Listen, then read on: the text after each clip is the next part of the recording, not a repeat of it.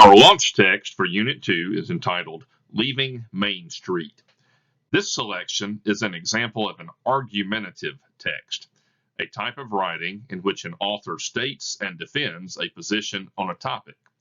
This is the type of writing you will develop in the performance-based assessment at the end of the unit. As you read, look at the way the writer presents the argument that people are born to explore the unknown.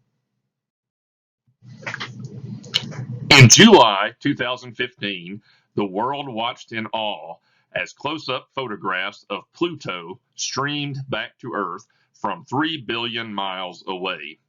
The spacecraft New Horizons had traveled 9 years to study the dwarf planet at the edge of our solar system. As a result of the mission, scientists discovered that Pluto is not just a giant ball of ice. It has a molten core, tectonic plates, and volcanic activity, just as Earth does. It may even support some form of life. The New Horizons mission has been hailed as a triumph of human ingenuity and a huge leap forward for the future of space exploration. Yet it almost didn't happen. The mission had to overcome some serious challenges before it could get underway, such as repeated threats to defund it.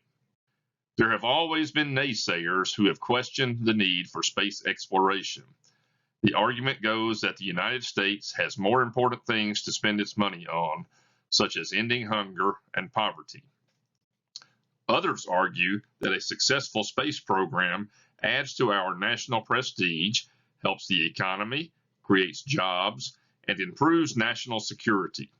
It inspires students to pursue innovative projects and careers in science and technology.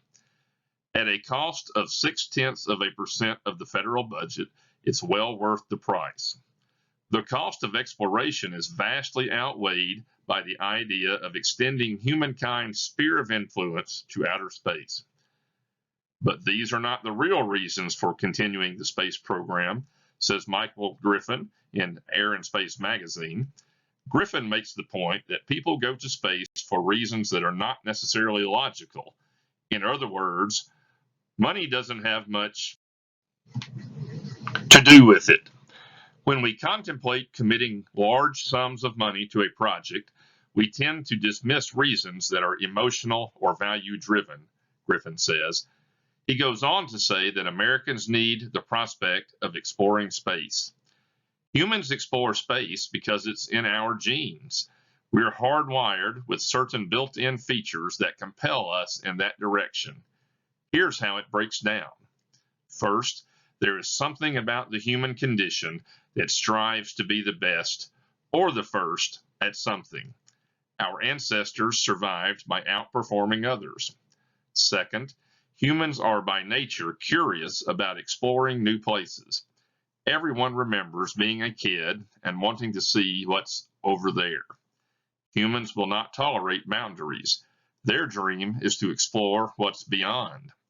Third, humans have always created monuments to commemorate their great achievements, so that the next generation will remember who they are and how they spent their time here. What we want to be remembered for is finding life on other worlds, maybe even for landing on Mars. Finally, NASA's space program inspires competition and innovation.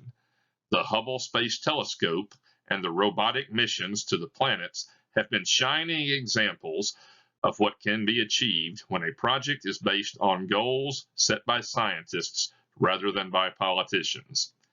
If we stop exploring space, soon society will have forgotten what it's like to be human. It's human to wonder about things we can't see, to look for what's over the horizon. And how can we be so narrow-minded as to think we're the only ones out there?